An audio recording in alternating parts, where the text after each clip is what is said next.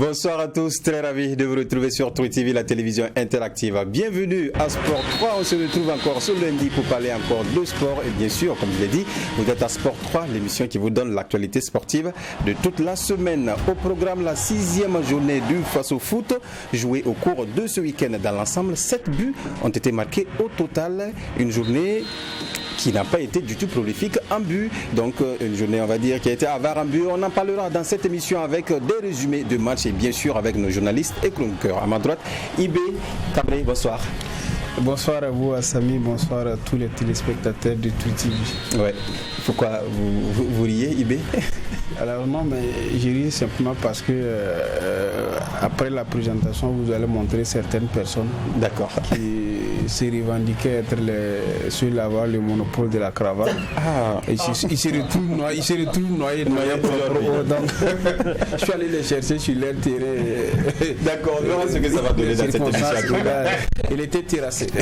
À côté de vous, on retrouve votre homonyme, Ibrahim Dianda. Bonsoir.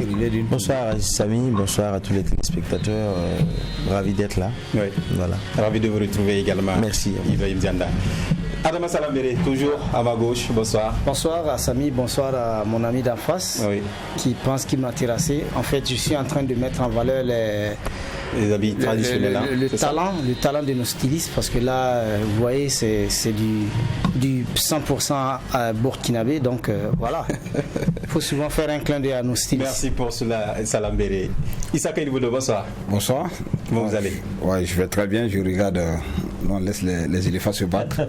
Bien sûr, on les observe. Vous êtes toujours hors série. Oui, mais eux-mêmes le savent, c'est la différence qui fait la grandeur de l'homme. En tout cas, lui, il a oublié de nous dire qu'il était en tournée. Maintenant, bon, c'est de quel genre de tournée, il ne nous dit pas, parce qu'il a disparu à longtemps quand même. Peut-être qu'il nous dira dans l'émission ici. Peut-être que dans l'émission, il nous dira. N'allez pas trop vite en besoin. Je confirme que Salambere a été quand même battu. Ça, il faut qu'à plan coutu. Moi, je confirme. Je confirme. Ne dites pas beaucoup. Je ressortirai avec les cravates. Ça sera les mêmes cravates. Ça sera les mêmes cravates. Ah non, vous allez voir. Merci à tous les gars d'être là sur ce plateau. Une équipe au complet ce soir pour parler de l'émission. Et on se retrouve juste après cette petite virgule.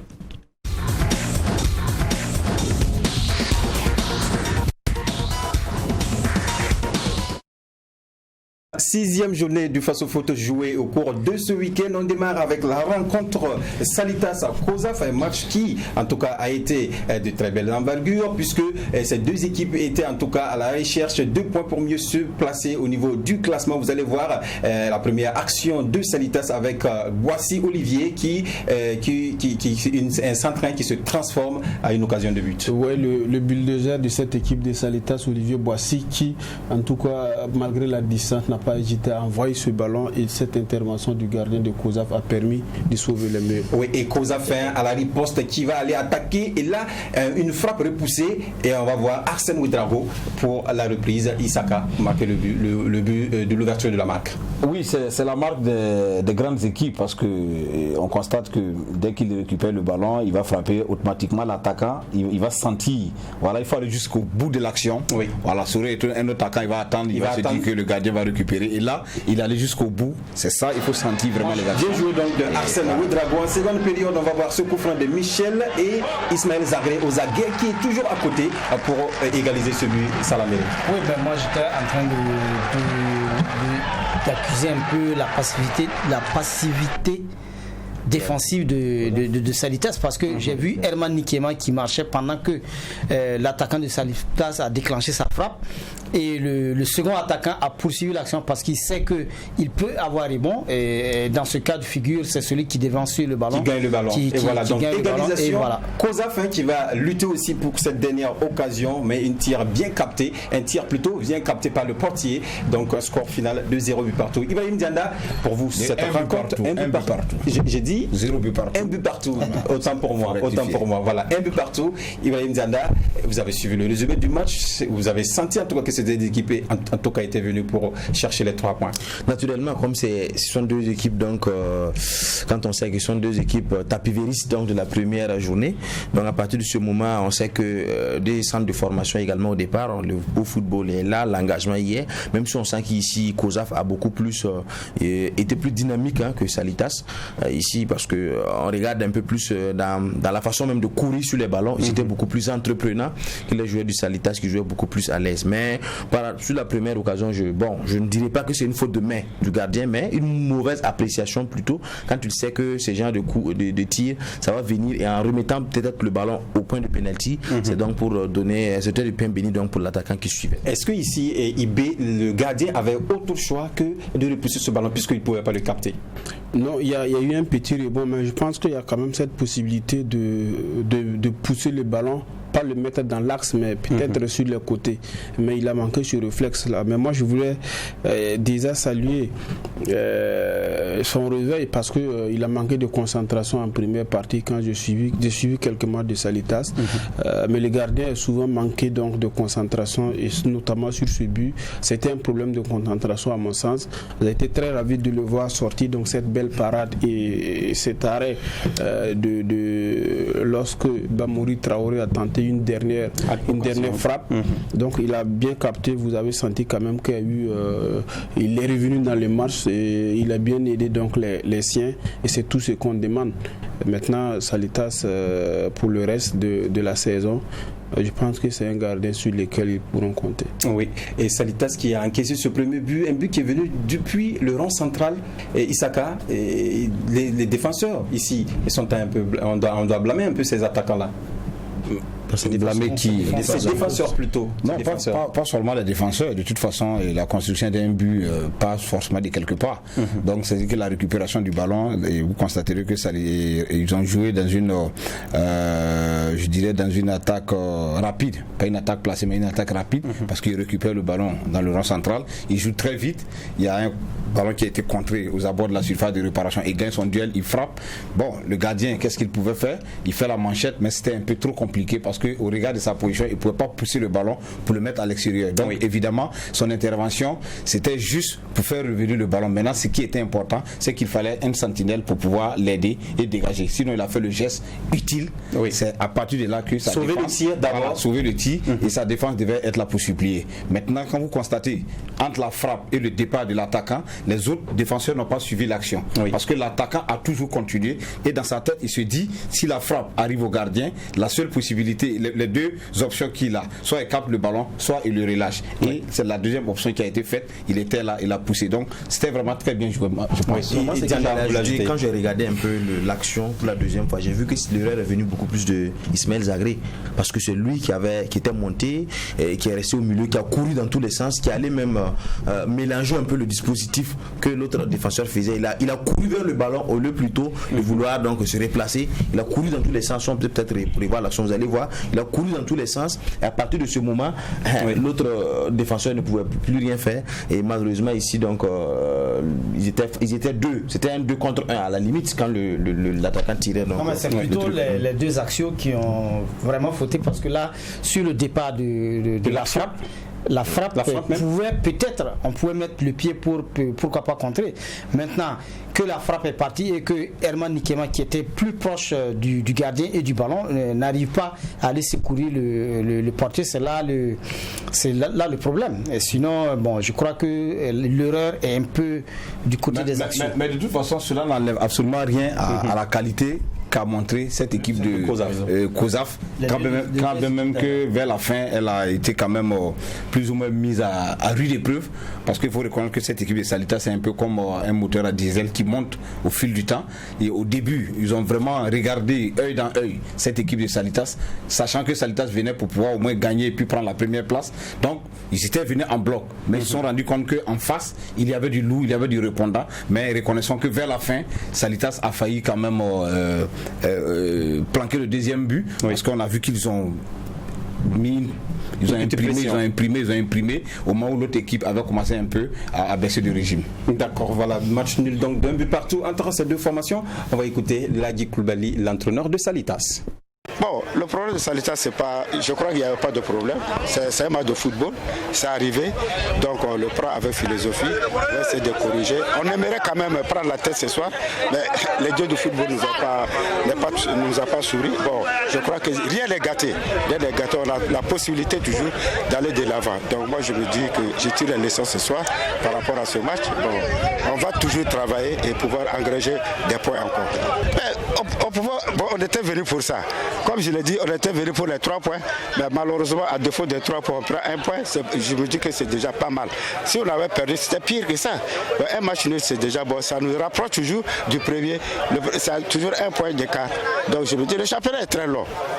Donc on ne désespère pas du tout. Et l'adversaire, vous l'avez trouvé? Non, ils ont été très bons. Ils ont été très bons, athlétiquement très forts, tactiquement même, tout ça là. Donc vraiment, je tire mon chapeau pour eux, pour ces jeunes joueurs.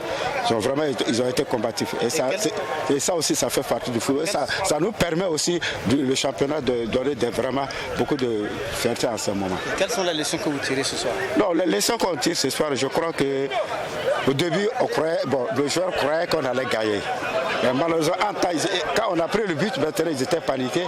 Il fallait garder les pieds sur terre et pouvoir réagir. Je crois que vous avez vu en deuxième mi-temps, on a réagi et pouvoir égaliser très très vite. Il fallait égaliser très tôt pour ne pas être mettre dans le doute. Sinon, on a bien joué. Moi, je ne me plains pas, on a bien joué en première mi-temps, mais le Baraka n'était pas là. Voilà, Laguil Koulibaly, entraîneur de Salitas. Et une belle question aussi de Salambéré. Les leçons que Salitas tire de cette rencontre, il a bien répondu. Ils ont pris cette équipe de haut et ça n'a pas marché. C'est vrai qu'avec cette rencontre, Salitas pourrait prendre la tête en gagnant.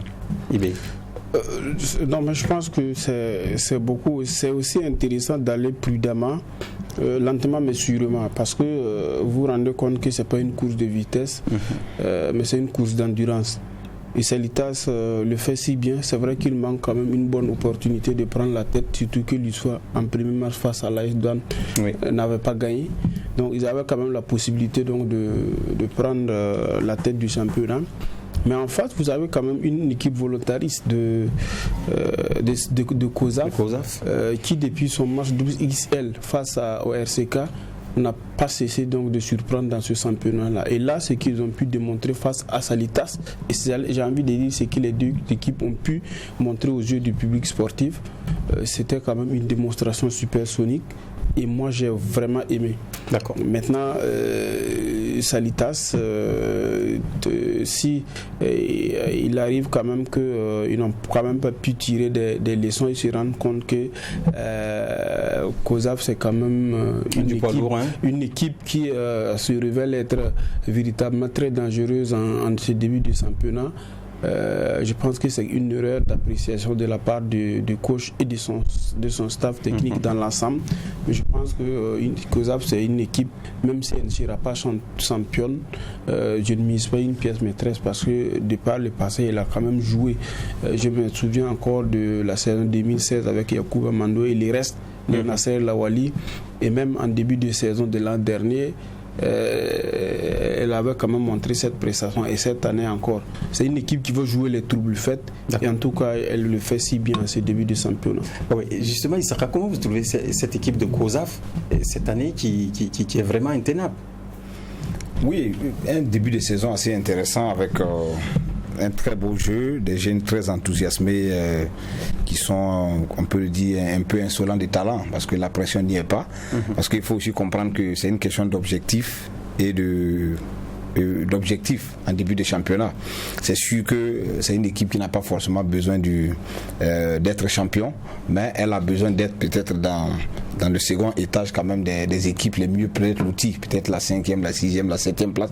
De toute façon, quand vous regardez un peu l'ossature, chacun aura au moins sa portion où il va défendre. Mais cette équipe, elle joue assez bien, et on a été très séduit de voir sa prestation face à Salitas. Maintenant, ce qu'il faut aussi retenir par rapport à la question qu'il a posée, c'est que c'est une piqûre de rappel quand même à Salitas, qui doit comprendre que le titre se joue de façon sérieuse avec toutes les équipes. Parce qu'en toile de fond, ce qui l'entraîneur ressort, c'est quoi? C'est que les enfants avaient déjà peut-être dans leur conscience, de jouer, ils avaient déjà peut-être pensé que ça allait être une formalité, une lettre qui allait passer comme ça à la poste, mais malheureusement ils se sont rendus compte que c'était véritablement du rock, et du très bon rock qui était devant, et heureusement qu'ils ont pu très rapidement revenir au score. Sinon, si ça traînait, je suis sûr que cette équipe allait un peu perdre ses pédales, parce qu'elle ne s'attendait forcément pas à avoir une réaction pareille. Voilà, donc COSAF qui a tenu tête à Salitas, un but partout. On va écouter Manga Diabaté, l'entraîneur de COSAF. Bon, pensez qu'il y a un secret. Si vous regardez, ça tourne toujours. Nous sommes à la 5e journée, mais on est en train de tourner toujours. Ça veut dire qu'on est toujours à la recherche de... Oui, il y a eu changement parce qu'on voit Lawali maintenant qui arrive à jouer des bouts de match. Bon, je vous dis, c'est le football. L'entraîneur, il fait des choix en fonction par rapport à la forme des uns et des autres du moment. Parce que nous voulons gagner des matchs, c'est vrai. Il y a des noms qui sont passés. Peut-être aujourd'hui, ce n'est pas la même réalité. Nous sommes en football, on joue les joueurs qui sont en forme. Lawali, s'il retrouve sa forme, vous allez le voir plus. Bon, vous savez, des matchs comme ça, on n'a même pas besoin de parler aux garçons. Parce que quand ils doivent croiser les grandes équipes, ils sont toujours au niveau, ils se mettent à niveau de ces grandes équipes. C'est quand ils croisent les équipes moins qu'eux, vous les voyez, ils jouent les matchs à l'avance. C'est ça qui nous fait perdre des points, là où il ne faut pas perdre les points. Parce qu'un point à prendre contre Salitas, c'est très bien. Mais si tu gagnes, c'est encore excellent. Donc, quand c'est des matchs comme ça, ils se donnent à fond, on n'a même pas besoin de les motiver. Voilà, Manga Diabaté, Ibrahim Dianda, vous l'avez bien entendu, ce joueur, quand il croise une grande équipe, il n'y a pas de motivation, il faut prouver. C'est cela. Non, je crois qu'à un certain moment, c'est qu'ils sont des enfants, comme l'autre disait, qui sont gonflés à bloc, qui ont envie de montrer ce qu'ils sont capables de faire. Donc, face à des grandes équipes, ils veulent aussi se montrer quand même qu'ils savent jouer au foot. Mais le problème ici, c'est la constance, surtout quand ils croisent des équipes de même niveau qu'eux, ou bien des équipes de moins qu'eux. Parce que c'est peut-être à un certain moment aussi, ils se disent que voilà, bon, ceux-là, on peut jouer ensemble. C'est peut-être là qu'ils oublient un peu souvent de suivre les consignes comme il se faut et de mettre la concentration il se faut. Mais quand c'est les grandes équipes, les équipes dites grandes, ils n'ont pas besoin forcément de se bousculer. Ils savent que nous sommes donc, tout le monde nous donne déjà perdant. C'est à nous de prouver sur le terrain que nous pouvons donc développer un football mieux que. Et c'est ce qu'ils ont fait face à Salitas. Mais vous allez les voir peut-être face à Royal, ou bon, avec tout le respect que je leur dois, ou un promu, quand même. Où ils seront méconnaissables sur le terrain. C'est ça en fait le souci. De la même que quand vous prenez Salitas qui joue face à Kozaf, c'est pas le même jeu qui va peut-être croiser l'engagement qu'il va faire quand il va peut-être croiser Graïmo et autres. Voilà. Donc c'est à ce niveau. Je te coupe pas, mais peut-être que Manga Diabaté a mis du temps à peut-être trouver l'équilibre de son équipe, parce que cette même équipe de Kozaf face à Raimo n'a pas développé un match aussi impressionnant que contre Salitas, qui est aussi un cadeau de notre championnat. Voilà, moi j'ai pas retrouvé ce beau jeu de Kozaf face à Raimo. Mais Raimo non plus aussi n'avait pas montré de très belles choses. Non, c'est parce que le coach a dit que son équipe joue en fonction de la taille de l'équipe. Mais là, si c'est comme ça, ils vont jouer, c'est dangereux. Dans un championnat, il ne faut pas jouer de cette façon, surtout. Il ne faut pas sélectionner les matchs, les joueurs en fonction de. C'est vrai. Il a reconnu, c'est l'erreur de cette. Je suis en train de venir. C'est-à-dire, il ne faut pas faire ça. Il ne faut pas se dire que si on gagne ce match, on a un statut. Si on ne gagne pas ce match, non. Les entraîneurs doivent être capables d'amener les enfants à jouer les matchs, même si ce n'est pas au même niveau de degré d'intensité, mais il ne faut pas rentrer dans les calculs.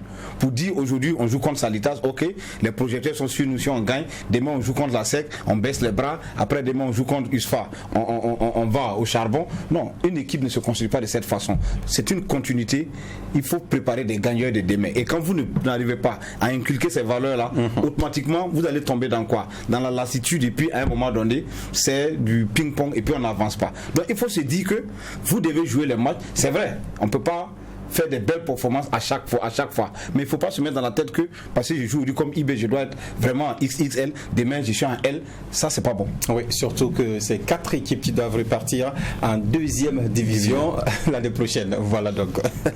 Passons maintenant à la rencontre AS-Faïnéga ASEC de Koutgou. Match également qui était attendu puisque l'AS-Faïnéga a soif de victoire. Il faut gagner pour avancer également dans le championnat. Vous allez voir cette première attaque de l'ASEC de Koutgou bien menée, mais le dernier geste fait défaut. Ouais, il sort, il fait le geste idéal. Là, il faut saluer l'exploit de Ibrahim Sarri qui est le gardien de l'AS-Faïnéga.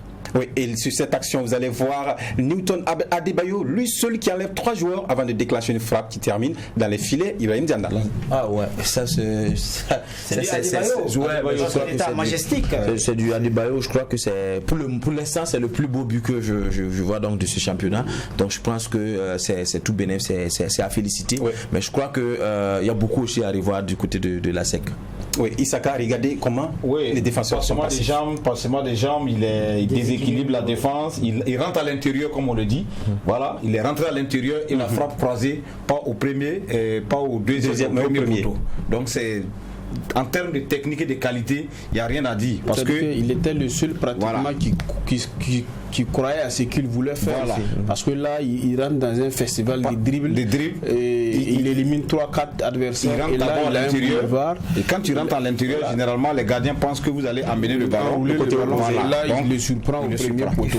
Il ferme le pied. En seconde période, la SEC de Koudgou et l'Asfaïninga toujours avec Nguessan Cyril qui rate son action. Maintenant, on est en seconde période exactement. La SEC de Koudgou qui va réagir également avec cette belle claquette également du portier pour enlever ce ballon. Et dans les derniers instants, Newton Adebayo sur cette action également va servir un caviar à Nguessan, mais du pied droit. Normalement, c'est le pied gauche ici, IB. Non, sauf que là, il utilise le pied gauche comme pied d'appui. Il pouvait pas prendre le pied gauche. Il avait quand même la possibilité de mettre le plat du pied, mais il a choisi l'extérieur du pied. Oui. C'était une mauvaise option. C'était un geste assez difficile. Il était dans la course. Arriver à le réaliser. Il était en action. Maintenant, comment est-ce qu'il faut concrétiser l'action? C'est là où il a un peu péché tout de même. Mais tu constateras qu'il y a eu 2 actions de ce genre avant qu'il ne réagisse. Même l'attaquant de Koudgou, quand on lui met le ballon dans la surface de réparation, il joue de l'extérieur du pied gauche. Voilà, il a cherché, mais le gardien là, il fait une très belle lecture. C'est pratiquement la même chose que Cyril fait. Il est dans la course, on l'envoie le ballon, il est droitier, le ballon vient sur son côté gauche. Voilà, vous comprenez que droit. Ici, Isaka, je vous interromps pas, mais est-ce que c'est en ce moment on demande aux joueurs d'être polyvalents? Ils pouvaient jouer avec le pied gauche et celui de la SEC également. Comme il a dit, il y a un pied d'appui au moment où l'action se passe. Et quand le pied d'appui, le pied d'appui ne peut plus être utilisé.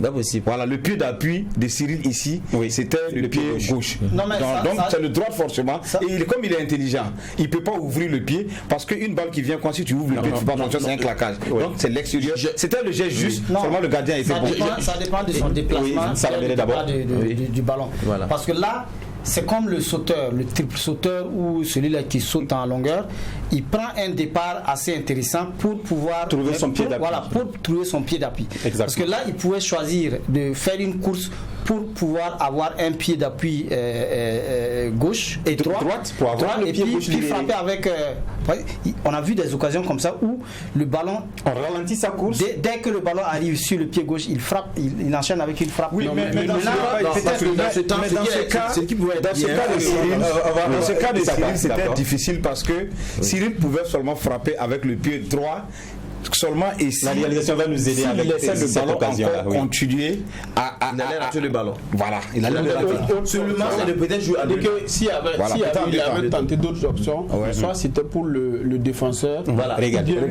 Voilà, c'était difficile. Et là même vous regardez la sortie du gardien même d'abord qui vient le gêner. Il n'a pas le temps ici. Il a fait un saut. Il a fait un saut pour le geste parfait. Le geste de l'attaquant, franchement, c'est le départ. Le départ de la course est très important. Ici, il n'avait pas le choix que de faire. Parce que le gardien aussi avait réduit l'angle et la distance entre lui et le gardien. Il n'avait plus. Ce qu'il ne faut pas perdre de vue également, c'est que Cyril Nguessan, il sait que marquer des buts. Parce que vous n'allez pas le mettre sur le couloir, ne lui demandez pas de dribbler 2-3 personnes. Tout ce que Cyril Nguessan sait faire, c'est un renard de surface. Et là, ce qu'il a fait, à mon sens, c'est le geste parfait. Il ne pouvait pas faire mieux. C'était déjà même pour avoir le ballon, vous avez dû vous rendre compte qu'il a dû sauter. Un saut supplémentaire après son pied d'appui pour pouvoir défoncer le défenseur et puis déclencher. C'est un beau geste. Moi, c'est un beau geste. Malheureusement, ça n'est pas concluant. Mais on ne peut pas le blâmer. Chapeau quand même à Adebayo qui. La sortie du gardien aussi a été pour quelque chose. Cette équipe de l'ASFA, même de façon générale, quand on regarde le gardien, la défense, un peu les combinaisons, la façon dont ça a été joué, je crois qu'on peut quand même dire qu'il y a un grand travail qui est fait. Voilà, donc félicitations déjà au coach Falcao. Mais néanmoins, quand même, laisse échapper quand même. Oui, Aouba, si cette année ils avaient cette équipe, Michel Aouba qui est le latéral de Salitas, qui à l'heure actuelle avec 4 passes décisives, c'est l'un des joueurs qui a les centres les plus tendus et les plus précis. Vraiment, si l'Asfa Yenenga statistique de Isaac. Oui. Peut-être que là, l'Asfa Yenenga il ne se retrouvait pas dans son environnement, parce que on l'a suivi un peu l'année dernière. Mais vous avez l'impression que c'est un garçon qui ne s'est pas donné à fond à l'Asfa Yenenga, ou du moins l'Asfa Yenenga n'a pas su l'exploiter. Mais là, quand je regarde les 4 premiers matchs de Michel Aouba avec Salitas, on s'est dit que le recruteur de Salitas a eu quand même le flair d'aller le récupérer, parce que et même il n'est même pas seul. Vous vous rendez compte que Memel Dao, dont on dit du bien à l'ISO, est passé par l'USFA et il n'a pas été utilisé. Et on se rend compte aujourd'hui de son importance dans une équipe comme l'ISO. Est-ce que c'est pas le fait d'avoir un effectif étoffé qu'on n'arrive pas à utiliser tous les jours? Non, on peut utiliser, mais aujourd'hui vous prenez n'importe quelle équipe effectif étoffé, mais même Dao à sa place, en tout cas pour les 6 premières journées que nous avons pu observer dans ce championnat-là.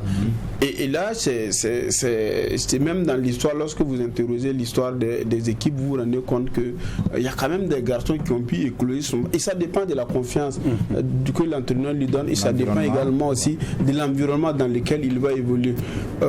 Je vous cite par exemple le cas de Banu Diawara, qui n'a jamais eu de temps de jeu avec l'AS Sonabal où il est passé. Mais aujourd'hui, le Banu Diawara, il fait partie des vétérans du Faso Foot, et aujourd'hui on parle du bien de lui. Vous prenez Yannick Stéphane Ponongo, qui est à l'étoile finale de Ouagadougou, qui est passé par l'USI, qui est passé par l'AS Sonabel, qui est passé par la BPS. Mais aujourd'hui, c'est à l'étoile filante de Ouagadougou. Il est même passé par la SEC de trucs. Mais ça, aujourd'hui, à l'étoile filante de Ouagadougou, tout dépend de l'environnement et de la confiance aussi que l'entraîneur donne à un joueur. Et moi, je pense que c'est le cas de Michel Aouba avec Salitas. Donc une victoire de l'Asfa Yenenga. L'Asfa Yenenga peut souffler. Une victoire 2-0 face à la SEC. Ça permet en tout cas à cette équipe de pouvoir souffler. Oui, ça permet de souffler évidemment, parce que l'Asfa avait besoin quand même de marquer son compteur but, et je pense que c'est très bien, surtout qu'ils ont une belle équipe, et ça va leur permettre d'avoir l'esprit un peu tranquille pour aborder la 7e journée. Voilà, parce que franchement l'Asfa est une très belle équipe, on l'a dit en début de saison, c'est une équipe qui doit normalement, comme le dit souvent IB, c'est des équipes qui doivent aller logiquement chercher quelque chose cette année, parce que ça fait longtemps que la besace est vide, et il faut penser quand même à combler la besace, n'est-ce pas, cher ami? Je crois que c'est un clin d'œil fait à son ami d'enfance de ce soir. Voilà, donc à ce niveau, moi et Salambérine, nous n'avons pas heureusement qu'il n'a pas pris la parole. Voilà, le vilain plaisir de rentrer là-bas, parce que je sais que quand on va arriver devant, il risque de l'attaquer. Non, mais l'ASFA, pour être sérieux sur ce match précis, ils avaient quand même l'opportunité de mettre 2-3 buts au fond, au regard des occasions qu'elle s'est créées. Mais la SEC, moi j'ai l'impression qu'il n'y a pas de repère. Jusque-là, ça ne joue pas vraiment bien au football. Et moi je pense et j'espère qu'ils vont se rattraper. Et si en début de saison, si vous allez revenir, tant mieux alors. Pour terminer votre idée. Alors si en début de saison, ça manque cruellement d'énergie comme ça dans cette équipe, vous savez que c'est l'une des équipes qui a un vieux effectif, où la moyenne d'âge, à mon sens, peut avoisiner la trentaine. Et aujourd'hui, si jusqu'en début de saison vous n'arrivez pas à tenir, je n'imagine pas que c'est vers la fin de la saison où les nerfs, qui sont les alliés les plus objectifs en matière d'endurance, vont vous lasser, que vous allez révéler être une équipe redoutable. Et pour moi, la SEC manque vraiment d'opportunités de prendre des points et de bien se positionner pour se mettre à l'abri d'une éventuelle relégation. Quand vous abordez ce sujet, on va aller directement. La SEC, c'est vrai que cette saison Salabéré alors, qui a des difficultés de se lancer. On voit encore que c'est le doyen Saboteur qui tient cette équipe, mais dans cette équipe encore, on retrouve des vétérans comme Ali Zungrana qui tient toujours sur les pieds et qui joue. Qu'est-ce que vous pensez de cette équipe? Oui, c'est vraiment difficile, parce que comparé à la saison surpassée, où vraiment la SEC avait fait un démarrage époustouflant et pour terminer 4e du championnat et même médaillé de bronze au niveau de la Coupe du Faso, qui commence ainsi. Moi j'ai un peu échangé avec le coach Saboteur, qui a dit vraiment que bon, lui cette année, il a vraiment essayé de travailler avec les anciens qui ont voulu bien rester avec l'équipe. Il va falloir peut-être retrouver cet esprit de combativité, cette manière de faire pour galvaniser ces gens qui sont restés. Parce que là, vous avez l'ancien joueur de l'Asfa Enega, les deux d'ailleurs, Ali Zungrana et puis Anissé Atangana, qui sont là, qui sont véritablement les vétérans.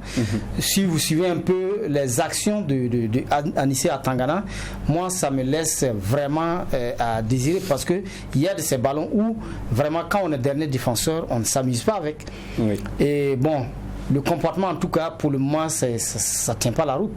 Et il faut que l'entraîneur essaie de travailler beaucoup plus pour récupérer la sec de Koudou. Oui, les réflexes surtout de ces joueurs. Au passage, il faut dire que j'ai été beaucoup admiratif du comportement de Ali Zungrana, parce qu'à lui tout seul, il a pratiquement mis 4 à 5 centres qui pouvaient s'avérer concluants à l'intérieur de la surface de l'Asfa Enega.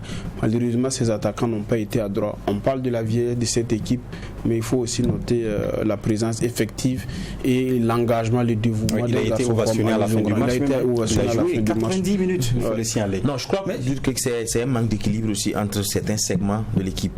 On sent des joueurs vieillissants qui ont de l'expérience, qui peuvent apporter à une équipe. Mais également, on sent que le maillage avec ces jeunes-là n'arrive pas à prendre. Pourquoi ça ne marche pas? Mais je pense qu'à ce niveau, beaucoup ne seront pas d'accord avec nous, mais il faut que le coach essaie de regarder. Même s'il n'a pas eu beaucoup de temps pour préparer cette saison, qu'il arrive quand même à trouver l'équilibre avant, bien sûr, la mi-saison, parce que nous sommes dans un championnat où on n'aura pas le temps d'étudier l'un ou l'autre. Ça va vite, ça va rapidement. Je crois qu'ils sont à 2 ou 3 matchs nuls, plus une victoire, ce qui leur permet quand même de ne pas être carrément en bas, mais ils ne sont pas loin aussi du bas. Il faudrait travailler donc à avoir des points. Oui, travailler à avoir des points, puisque... Oui, allez-y, je termine. Parce que peut-être la SEC n'a pas eu cette chance, comme les équipes de Ouaga et de Bobo, à jouer une coupe de ligue pour vraiment permettre aux entraîneurs de savoir un peu quels sont les joueurs sur qui on peut compter. La SEC pouvait demander des matchs à la La préparation n'a pas été bonne à la limite. Bobo, je pense à Samir que Salameri peut peut-être demander à son ami personnel Saboteur pour savoir comment était la préparation, pour peut-être nous donner des informations à l'émission prochaine, parce que à mon sens c'est peut-être la préparation qui n'a pas été bonne. On peut ne pas jouer le RCK, Sonabel n'a pas joué, mais Issa avait quand même ce qu'il dit, c'est tout à fait juste, parce que de toute façon, ce qui va faire peut-être la différence, c'est de regarder à l'intérieur la qualité des hommes qui composent cette équipe, parce que tout part de la qualité des hommes. C'est pas une question de dire qu'on n'a pas joué Coupe de la Ligue, c'est une question de la qualité. Est-ce que cette équipe a pu faire sa mue après sa belle saison pour attaquer la nouvelle saison avec des joueurs de qualité? Parce que pour moi, cette équipe de la SEC devait être à mesure quand même de pouvoir scruter l'horizon dans les équipes de 2e, 3e division pour ressortir des joueurs capables de progresser comme le font certaines équipes à Bobo. Il ne faut pas seulement compter sur forcément l'ancienne garde. C'est bien, 2, 3 c'est important, mais il faudrait que l'équipe même se repose sur des valeurs intrinsèques. C'est-à-dire que des jeunes qui, à mon avis, ont de la prestance, qui a envie de jouer, et c'est ça qui peut vous aider. Donc si vous n'avez pas ça et que vous êtes toujours dans cette histoire de faire le colmatage entre, voilà, on prend les anciens, on essaie de colmater avec des, ça va être compliqué. On va se retrouver toujours. Effectivement, il faut interroger la qualité, la valeur intrinsèque des joueurs, comme il a dit. C'est vrai que ne pas jouer une coupe de ligue, ça peut être un fait justificatif, mais à côté, si vous prenez le RCK, qui est l'une des équipes les plus joueuses, et qui n'a pas joué la coupe de la ligue. Donc aujourd'hui, ce qui est vrai et établi, c'est que Saboteur est un bon entraîneur, il a fait ses preuves. Et ce qui est juste vrai, c'est que on peut ne pas jouer la coupe de la ligue et faire une bonne prestation, exemple le RCK. Maintenant, la seule option, la seule éventualité qui reste et qu'il faut interroger sérieusement, c'est la qualité des hommes qui composent la SEC. Ouais, donc je pense que pour résumer peut-être rapidement, je vais terminer à Samy. Si on avance 30 secondes, si vous permettez, j'ai déjà pris la parole. 30 secondes, vous me laissez terminer. Non, moi je voulais juste dire que il faut que cette équipe régionale, parce que c'est une équipe régionale aussi, à caractère régional, Koudougou, il faut aussi savoir s'appuyer sur les autres équipes de la localité, les deux, ensuite en deuxième, troisième division et autres, comme il a dit, comme on l'a fait à Bobo. BPS. Voilà, parce qu'on ne peut pas, quand on dit à un certain moment, non, c'est l'équipe de Koudougou, sur les chercheurs de Koudougou, il faut mettre la main dans la patte, il faut que l'équipe avance. Mais à la limite, sur le plan technique, on ne travaille pas à intégrer toutes les petites équipes de Koudougou. Les petites équipes sont là, ils jouent, mais à un certain moment, quand ils ont de meilleurs joueurs, ils doivent pouvoir alimenter l'équipe élite pour pouvoir jouer. C'est une politique. Non, c'est une politique qui marche ailleurs. Oui, il y a une politique qui marche. Les deux équipes peuvent aller chercher, bien sûr. Donc je crois que ça peut marcher également. Je pense que ça ne vous empêche pas, quelle que soit la présence de l'équipe rivale, d'avoir une bonne approche pour vous procurer les joueurs. De formation. Vous procurer les joueurs les plus talentueux. C'est vrai que c'est des équipes, c'est très difficile aujourd'hui de leur demander d'avoir peut-être petite catégorie, centre de formation, c'est très dur. On connaît un peu les régions, comment les choses font. Les conseils régionaux ne sont pas souvent impliqués dans le football, les mairies passent très souvent. Donc les équipes se retrouvent souvent en train de compter sur des aides individuelles et des miettes. C'est compliqué. Mais quand cela ne tienne, on peut avoir des joueurs. C'est une question d'approche. Et puis, miser aussi sur ceux qui sont dans le football moderne. Je ne dis pas qu'il y a certains qui ne sont pas, mais aujourd'hui le football à terre, quand vous regardez par exemple le RCK jouer, regardez la patte du jeune entraîneur, vous sentez qu'il y a quelque chose qui est fait. Est-ce que dans certains clubs, est-ce qu'il n'y a pas ce blocage? Est-ce qu'il n'y a pas des gens qui ont atteint certaines limites où objectivement les choses ne bougent plus? On vous a compris, Isaka. Victoire donc de l'Aspaïninga, 1-0 sur la SEC de Koudougou. On va écouter Moussa Sanogo Di Falcao, l'entraîneur de l'Aspaïninga. Bon, je pense que ce n'est pas la peine de revenir sur les mêmes dires là. Sur l'ensemble des matchs du championnat, je pense qu'on pêche trop devant. C'est à nous la faute. Je pense qu'il faut continuer à travailler en espérant que les garçons vont certainement retrouver de façon plus scientifique le chemin des buts là. Parce que lorsqu'il y a les occasions, ce n'est pas forcément la faute du joueur, c'est souvent aussi la faute de la passe. Si la dernière passe n'est pas bonne, ça va être un peu difficile. Donc l'un dans l'autre, je pense que le problème il est réel, il est posé et nous sommes conscients. Donc on va essayer de travailler au maximum pour pouvoir marquer beaucoup plus de buts. Si vous avez vu notre match contre l'AS Police, c'était pratiquement la même chose. Nous avons raté une douzaine d'occasions, ce soir une dizaine d'occasions. Ça fait mal parce que c'est un match qu'on peut perdre aussi. Donc je pense qu'on est conscient. Nous allons essayer de nous remettre encore au travail afin que ça colle le plus vite possible. L'Aspaïninga, selon Moussa Sanogo Di Falcao, l'Aspaïninga perd beaucoup d'occasions, 12 occasions ratées avant de marquer le but. C'est des occasions qu'il faut concrétiser.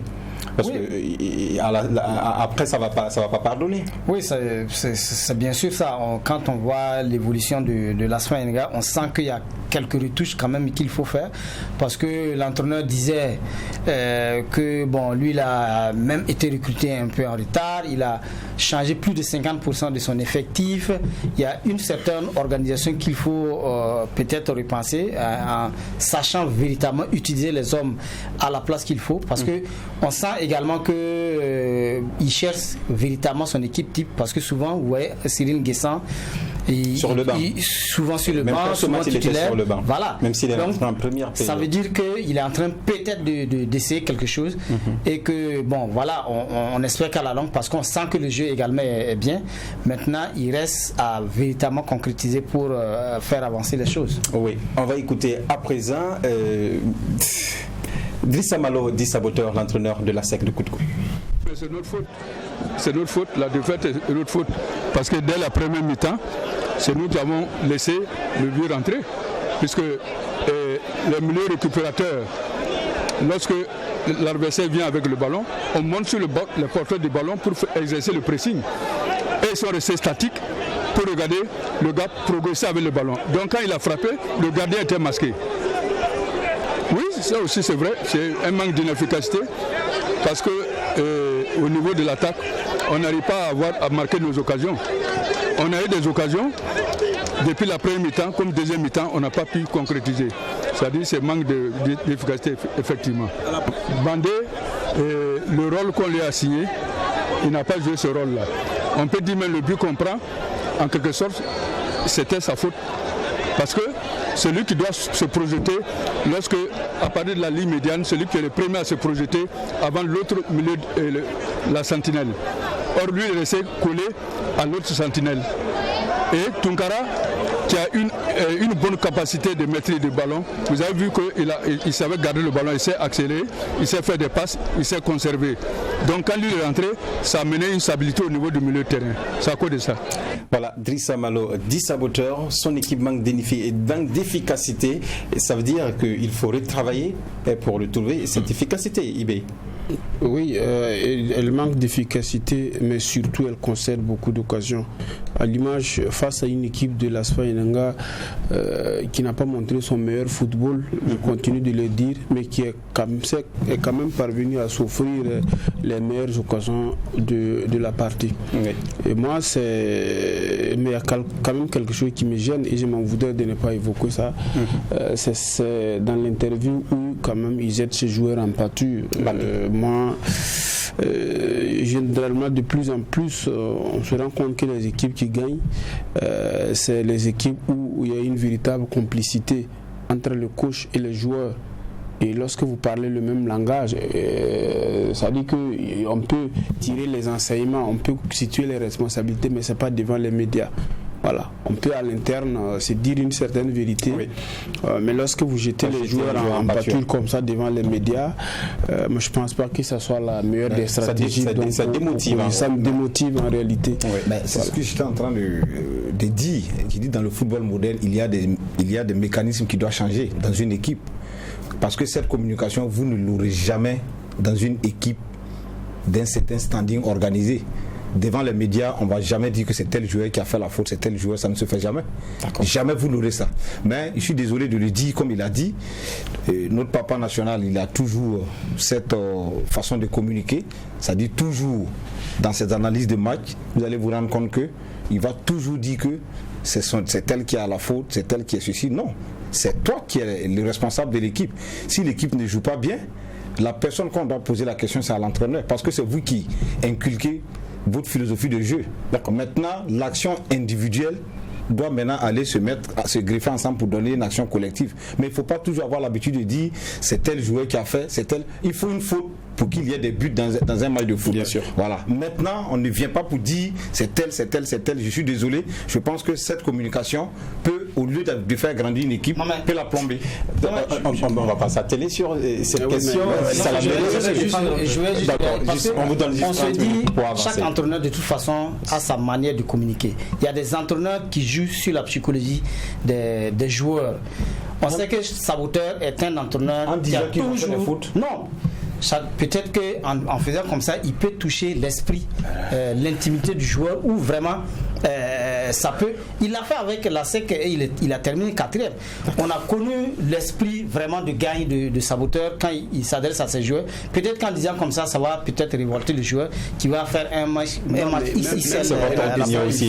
Je n'ai pas dit que c'est la meilleure opinion. Je n'ai pas dit que c'est la meilleure. Je crois que c'est sa façon de fonctionner. Tout le monde le sait, c'est comme ça. Sa façon de fonctionner, je pense que de toutes les façons, on peut apprécier une façon de faire. Il y a même un joueur qui a été remplacé à la première mi-temps. Oui. Je ne sais pas qu'est-ce qui s'est passé. Peut-être on n'a pas eu la même lecture que le coach. Et même lorsque vous décidez de faire sortir le joueur en première période, et à la fin, vous vous retrouvez avec une défaite.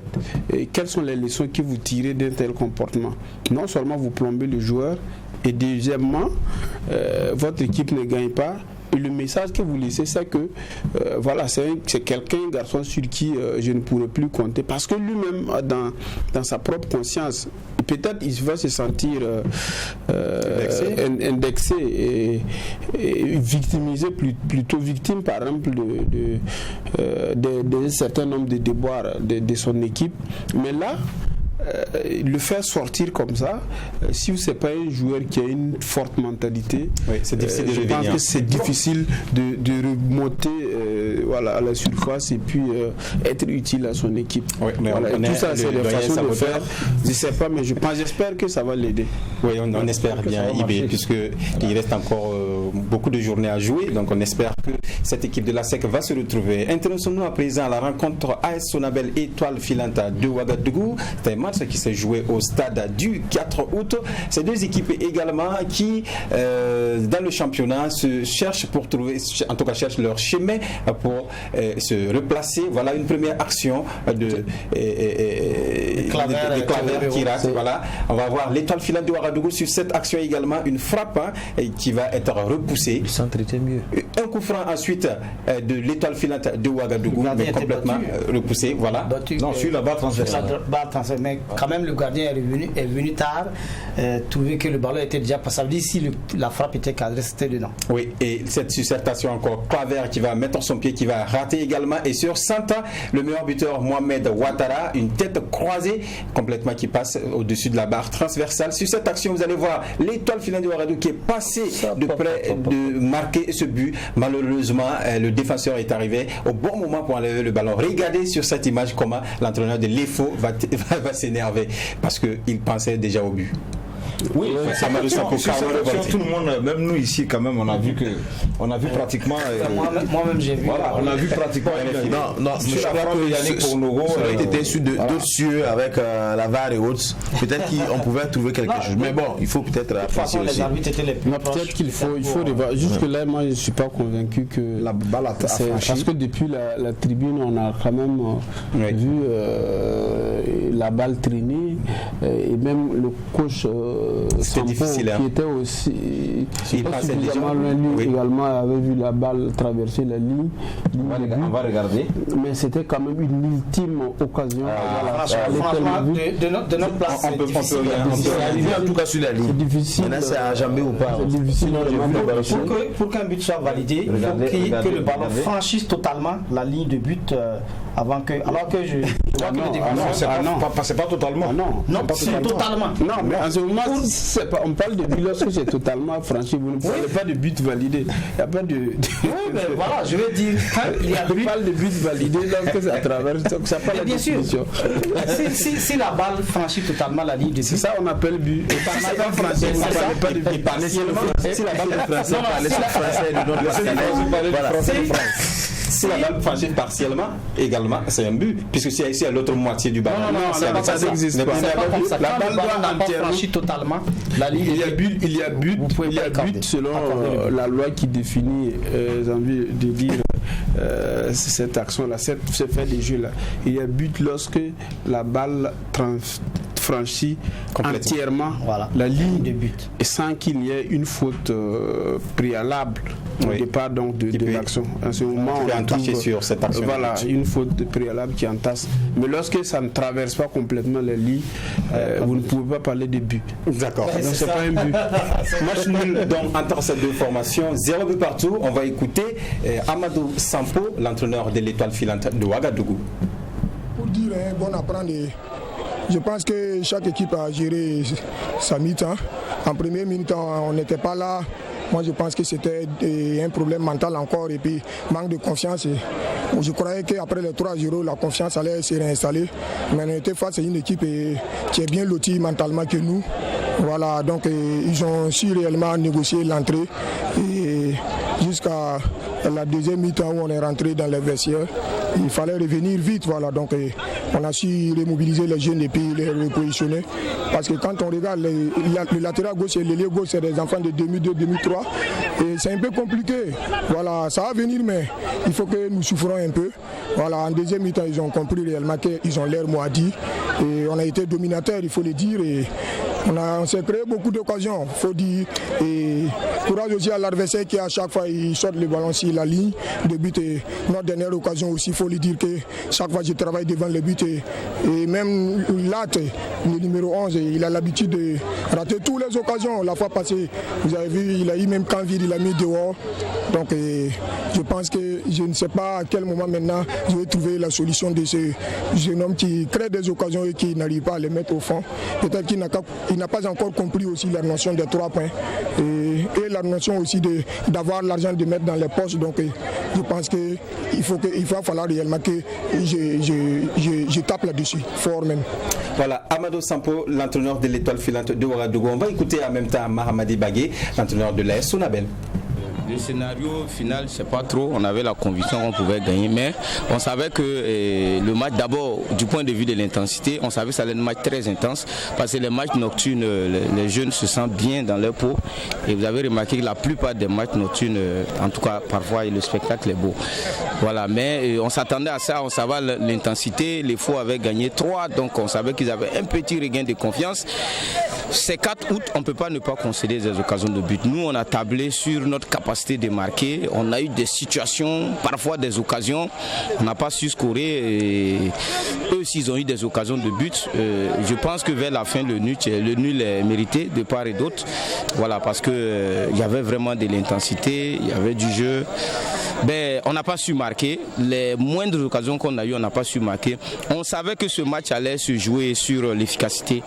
Parce qu'au milieu, tout le monde allait jouer et on n'a pas su marquer. Eux aussi n'ont pas su marquer. Donc le 0-0, c'est un point à prendre. C'est dommage, on voulait revenir avec une victoire parce que ça fait notre 3e victoire d'effet, nul de suite. On voulait gagner ce match. Ben bon, le nul est bon à prendre aussi. On va continuer à travailler et puis améliorer surtout le secteur offensif. Parce que dans un match, on peut faire 90 minutes, avoir une seule occasion marquée et puis se mettre à l'abri. Mais il y a trop de précipitations devant les buts. Et là, c'est le secteur qu'il faut encore travailler. Et parce que c'est ça qui fait gagner. Voilà, Mahamadi Bagué, l'entraîneur de l'AS Sonabel. Il est en 30 secondes. La Sonabel commence à stagner un peu. Troisième match nul d'affilée.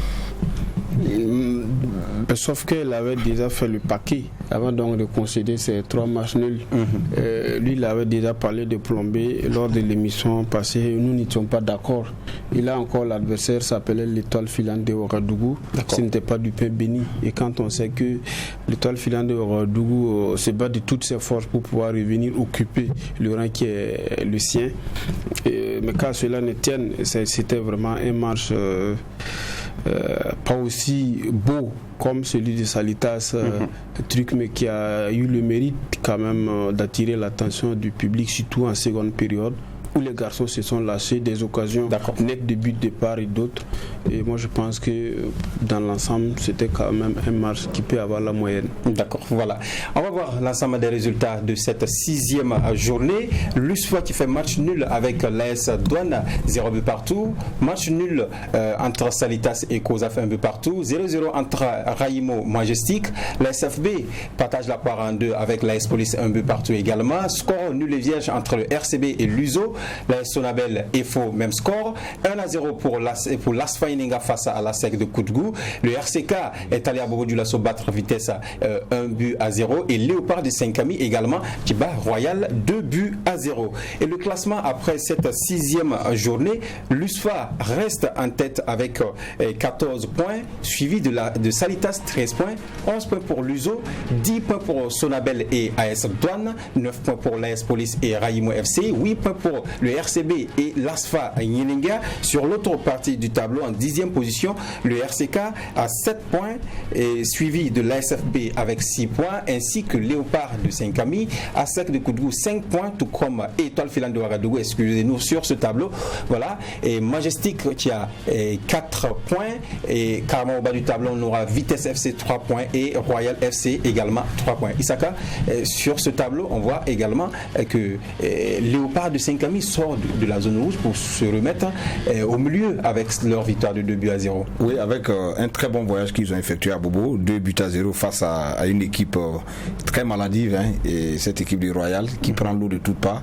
C'est très dommage pour cette équipe, mais bon, les Léopards profitent de cette faiblesse-là pour faire un bon. Mais constatez que on marque seulement que 8 buts à cette journée. Oui. C'est très familique, ça montre que on a joué un peu les freins en main. Il faut que la 7e journée, on lâche un peu les freins, et que les attaquants nous fassent un peu plus de plaisir. Oui. Un mot rapide sur ce classement. Il faut peut-être saluer le bon du RCK, parce que là le RCK quitte la 15e place pour la 10e, 5 points de gagné. Bon, 5 places de gagné, c'est vraiment énorme. Et il faut peut-être Aller dans cette lancée. Aller dans cette lancée, parce que ça fait 2 victoires d'affilée. Dianda, moi j'aimerais plutôt voir un peu le classement du Majestic. 4 points, c'est pas du tout honorable en fonction de quand on connaît un peu la qualité de cette équipe. Mais également, l'analyse que je fais de cette 6e journée, c'est qu'à un certain moment, il y a eu beaucoup d'opposition d'équipes du même niveau. Donc finalement, ils se sont plus respectés. Ils sont quittés la plupart du temps sur 0-0-1-1. Ça n'a pas dépassé ça. Hein. Donc à la limite, c'est le Royal qui tombe l'eau face à Léopard, qui se sauve aussi parce qu'eux aussi ils étaient vraiment en difficulté. Ben, voilà, quand on le disait l'année passée, quand on est les canards, il faut surtout travailler à plomber l'autre canard et puis pour passer en tête. Merci Ibrahim Dianda d'être venu sur ce plateau. En même temps, on est déjà à la fin de l'émission. Je m'en vais alors. Merci Ibé. Ce fut un plaisir. Voilà, merci à vous aussi, Issaka Salambéré. C'est déjà la fin de l'émission. On va se donner rendez-vous vendredi. Inch'Allah. Oui, le temps passe vite ici. Hein. Ouais, voilà. Merci à l'équipe de réalisation. On se retrouve vendredi avec une autre émission. D'ici là, portez-vous bien. Que la grâce de Dieu soit sur le Burkina Faso. Au revoir.